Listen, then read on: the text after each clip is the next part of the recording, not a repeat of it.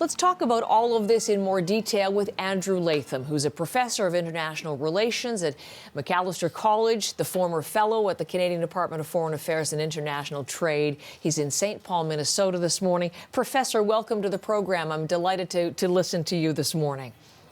So happy to be here. I'm going to play those pictures again. Let's look at them. A lot of, as I said, pomp, formality. There's a lot of showiness to the three-day summit of Xi in Moscow. Beyond the show, though, what is your overall impression of the substance of what the two leaders accomplished over these past days? Well, in one sense, much ado about nothing. Xi Jinping's goal here, his plot, if you like, is to position China as the indispensable nation, as Madeleine Albright once referred to the U.S. It's got to be at the center of affairs, which is a direct quote from him from a while back, with respect to the conflict between Russia and Ukraine, but also between Saudi Arabia and Iran and elsewhere. Really, this is just another act in a play in which China is the central player. So I want to talk about Ukraine in just a second, but in terms of the relationship with Russia, the statement that came out from both countries was interesting, heralding what the statement said was a new era and describing the relationship thusly: Russia needs a prosperous and stable China. China needs a strong and successful Russia. Has anything changed or evolved in the relationship between the two countries over the last 2 days, or where do you see the status of the relationship now? Yep, nothing has really changed, but they both need each other, and they both need each other to counterbalance the United States. And so I think Xi Jinping has been a bit embarrassed over the last year by what Russia has done or not done in Ukraine. But they need each other very much. So there's a structural imperative for them, not just to cooperate, but to signal that they are cooperating. So I don't see anything new, especially over the last 2 days. I see an affirmation of a long-term, deeply embedded trend. They did sign, we understand, 14 separate agreements, things on everything from scientific research to media. But those are the details. What you're suggesting, if we could look at that a little bit more details, maybe the broader goal, establishing, are we talking a new world order or seeking to establish something to counterbalance U.S. Western hegemony here?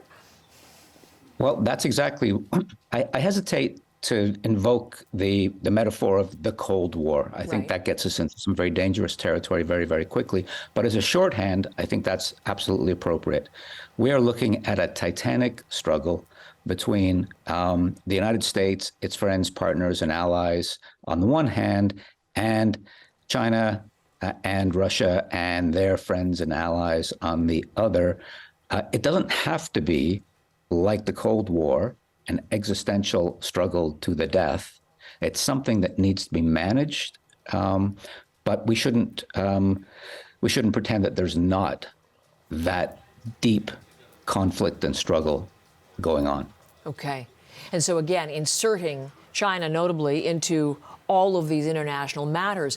On the war in Ukraine, as China seeks to play the role of mediator, peace broker here, one thing that we did not hear anything specifically about, and one thing that was not heralded, was China's 12-point peace plan, where that was left at the end of this summit. We didn't hear anything also about a discussion, at least not publicly, with discussion of China supplying weapons or lethal aid to Russia in its ongoing war in Ukraine. Were those notable omissions to you? Yeah, I mean, again, China is trying to walk a line. Xi Jinping is trying to walk a line. On the one hand, he needs to support Russia. He can't afford a complete catastrophic Russian failure.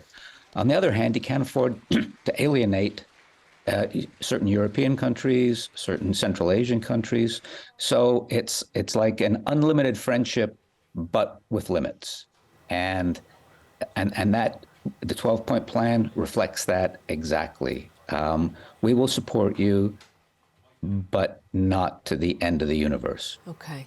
A couple of other questions. This is so interesting. We had understood, there had been numerous reports that Xi would have a video call or at least a telephone call with Ukrainian President Volodymyr Zelensky following his meeting with Putin.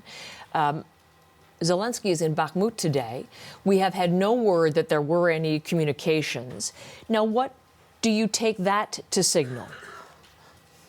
Well, I think very much trying to position China as the indispensable nation, the honest broker that can do what the United States once upon a time did, be at the center of the universe, as it were.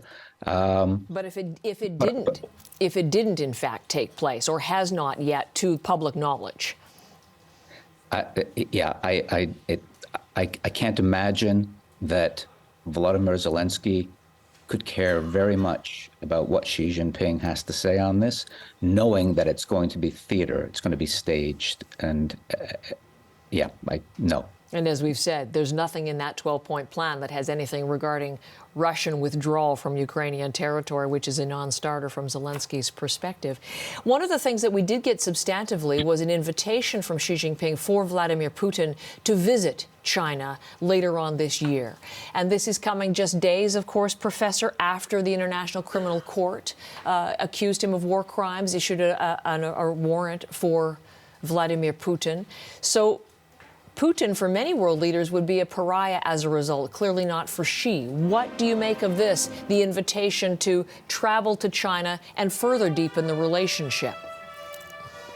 Well, again, he's our friend. Beijing don't recognize the ICC as having that kind of remit. And so he's welcome here. Whether he actually travels to Beijing at I doubt that very much. I can't see that happening. But the signaling, the diplomatic signaling, is the key thing here. Again, we are on your side, but with limits. Having to thread that needle you outlined for us. What will you be watching for next, Professor? Well, I'll be watching in terms of in terms of what's going on in Ukraine. Both sides are going to ultimately just exhaust themselves, and they're probably going to end up where they were on February 23rd, 2022, which is the Russians are going to get some chunk of territory, and the Ukrainians are simply going to have to deal with that. I think that will suit Xi Jinping's overall project. Again, he can't afford to let Russia fail, but on the other hand, he doesn't want to alienate all of the various countries that he's trying to court, Europeans in particular. Professor Andrew Latham, a pleasure to have you with us this morning. I hope we can carry on this conversation at some point in the future. There's a lot to discuss. Always a pleasure to be home, as it were. Yes, exactly. Let's not forget that. Right now, Professor of International Relations at Macalester College, but former fellow at the Canadian Department of Foreign Affairs and International Trade. Thank you again, Professor. Thank you.